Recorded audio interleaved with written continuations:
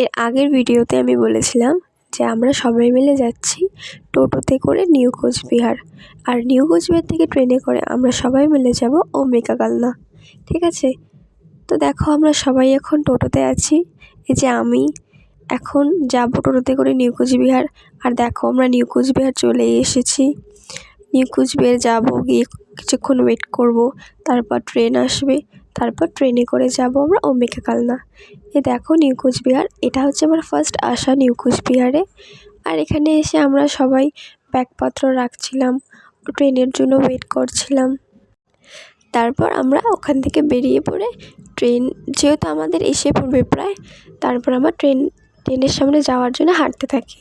এখানে সবাই মিলে যাচ্ছিলাম, এখানে আমি আমার মার ঘাড় ধরে হাঁটছিলাম। আর দেখো এখানে তোমরা সবাই ট্রেনের জন্য ওয়েট করছে। তো তারপর ফাইনালি আমরা ট্রেনে উঠে পড়লাম। দেখো আমি আমার মা ঝালমুড়ি খাচ্ছে, আর এদিকে ভাগ্নি সেও ঝালমুড়ি খাচ্ছে। তারপর দেখতে দেখতে প্রায় রাত হয়ে গেছে। ঠিক আছে, দেখো আমি সোয়েটার পরে নিয়েছি কারণ ভীষণ ঠান্ডা ছিল ট্রেনে।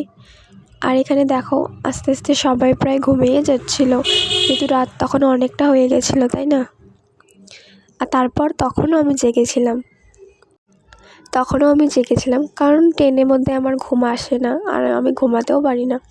জানি না সবাই কীভাবে ঘুমায়, তো তার জন্য আমি, যাতে আমার ঘুম না আসে, একটু চা খেয়ে নিচ্ছিলাম। আর দেখো স্টেশনে খুব ভালো লাগছিলো দেখতে, জানলা দিয়ে দেখতে। আর আমি বাইরের দিকটা খুব ভালোভাবে তাকিয়ে দেখছিলাম, কারণ এটা হচ্ছে আমি ট্রেনে উঠলাম আজ থেকে প্রায় 7 বছর আগে উঠেছিলাম, আর এখন উঠলাম। আর এখানে দেখো মা ঝালমুড়ি খেয়ে বসে আছে, আমি মা দুজনে কথা বলছিলাম, ভীষণ মজা হচ্ছিল। তারপর দেখো প্রায় একে একে সবাই ঘুমিয়ে পড়ছিল, যেহেতু 10:30 বেজে গেছিলো, তাই না? তারপর আমি আবারও চা খেয়ে নিয়েছিলাম, কারণ আমার ঘুম পেয়েছিল, কিন্তু আমি ঘুমাতে পারি না ট্রেনের মধ্যে। তো কী করব, তাই চা আর ঝালমুড়ি খাচ্ছিলাম আমি আর টুকি মিলে। ও আমার ভাগ্নি হয়, কিন্তু আমি ওকে টুকি বলে ডাকি।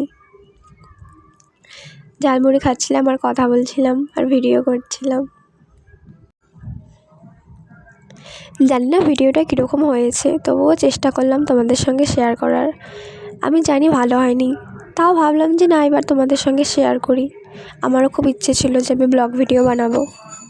আর এই দেখো কথা বলতে বলতে ও তো ঘুমিয়ে পড়েছিল, যেহেতু রাত অনেকটা হয়ে গেছিলো। আর আমার দেখো চোখের নিচটায় দাগ পড়ে গেছিলো। সবাই ঘুমিয়ে পড়েছিল, শুধুমাত্র আমি জাগনা ছিলাম। এই দেখো ও ঘুমিয়ে পড়েছে, সবাই ঘুমিয়ে পড়েছে, আমি জাগনা ছিলাম। কী করবো, ট্রেনের মধ্যে যে আমি ঘুমাতেই পারি না। আর এখানে আমি বসে থাকতে থাকতে আমার কোমর ব্যথা হয়ে গেছিলো, আর চোখের নিচটা কীভাবে দাগ পড়ে গেছিলো ঘুমের জন্য। আমার প্রচুর পরিমাণে ঘুম পেয়েছিল, কিন্তু বিশ্বাস করো আমি ট্রেনের মধ্যে ঘুমাতে পারি না। তো তারপর আমরা ট্রেন থেকে নেমে পড়েছি। ঠিক আছে, তো এখন আমরা সবাই মিলে রওনা দিয়েছি। কোথায় যাব সব বলবো তোমাদেরকে, আস্তে আস্তে বলবো, এখন বলবো না। এটা সারপ্রাইজ থাকবে, কোথায় যাচ্ছি না যাচ্ছি। ঠিক আছে, তো সবাই মিলে আমরা রওনা দিয়েছি। তখন প্রায় 3:30 মতন বাজে, রাত 3:30। তো দেখো এখানে সবাই মিলে যাচ্ছি। ঠিক আছে, ঠান্ডা পড়েছে ভীষণ, তাই মাথার মধ্যে টুপিও পরে নিয়েছি।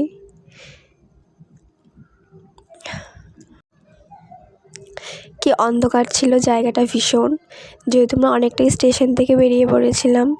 এখন আমরা টোটোর জন্য ওয়েট করব, মানে যাদের বাড়িতে যাচ্ছি তারাই আমাদের জন্য টোটো পাঠিয়ে দেবে। এই দেখো কথা বলতে বলতে টোটো চলে এসেছে। যেহেতু আমি ওই জায়গাটা ভিডিও করতে পারিনি, তো দেখো তারপর আমরা টোটোর মধ্যে উঠে গিয়েছি যাব বলে। তো তারপর আমরা বেরিয়ে পড়েছি টোটোতে করে। এই দেখো রাস্তা পুরো ফাঁকা, কেউ নেই রাস্তার মধ্যে, শুধু আমরাই যাচ্ছি আমার মনে হচ্ছে, কেউ ছিল না রাস্তায়। আর সবার এত পরিমাণে ঠান্ডা লেগেছিল যে সবাই কি বলবো, সবাই তো চাপাচাপি করে বসছিল। এই দেখো রাস্তা পুরো ফাঁকা ছিল। ভীষণ মজা করেছি আমরা, ভীষণ। আমার লাইফে এটা ফার্স্ট মজা ছিল যে আমরা সবাই মিলে কোথাও যাচ্ছি, যে কারণেই হোক সবাই মিলে যাচ্ছি ঘুরতে। ঠিক আছে, আর আমার মুখ চোখের অবস্থা এতটাই খারাপ হয়ে গেছিলো, কী বলবো তোমাদেরকে। সেখানে গিয়ে আমি কি করব না করব সবটাই তোমাদের সঙ্গে শেয়ার করব। হ্যাঁ, সেরকম হয়তো করতে পারবো না, কিন্তু চেষ্টা করব করার। তো দেখো আমরা যাচ্ছি।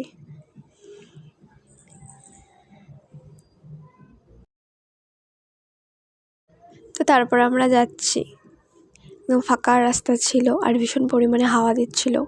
এই দেখো, তারপর আমরা নেমে পড়েছি টোটো থেকে। এখন সবাই মিলে যাব ভেতরে, দেখি কে কে আছে। হবে পরের ভিডিওতে। যখন